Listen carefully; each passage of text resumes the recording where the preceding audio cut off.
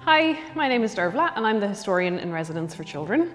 Over the past few weeks I've been getting some videos sent in from children around the city who've been exploring the history in their local area and around their neighbourhoods. So today we're going to have a look at what was sent in from Eric. Hello, my name is Eric and I live in Drimna and I'm 9 years old. Today we're going to take a walk around my 5km.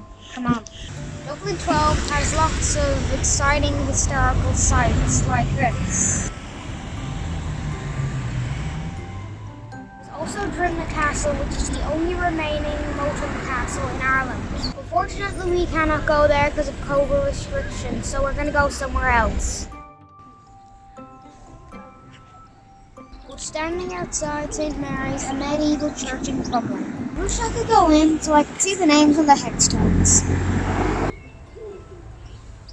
Both churches have scary things like skulls and gargoyles, but why is that?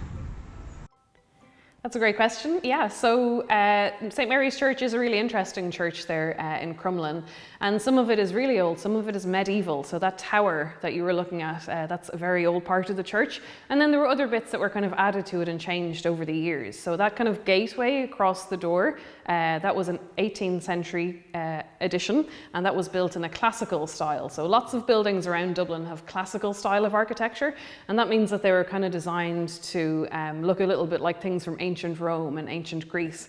And as you said, there is a carving of something that looks a bit like a skull just above the door as well. And that was probably originally a skull and crossbones. So it's a little bit like what you might see on a pirate flag, even although no pirates to do with this as far as I know. But it was kind of common in the 18th century to have them on things like gravestones and also on religious buildings like churches. And I think the idea really was that it was kind of, I suppose, a symbol of death really, which is a little bit grim, I know.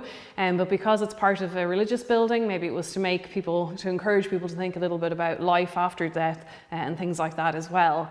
And you also mentioned gargoyles, which is really interesting too. I'm not sure if we have many gargoyles around Ireland, but certainly in other parts of Europe, you'll see lots of them on churches.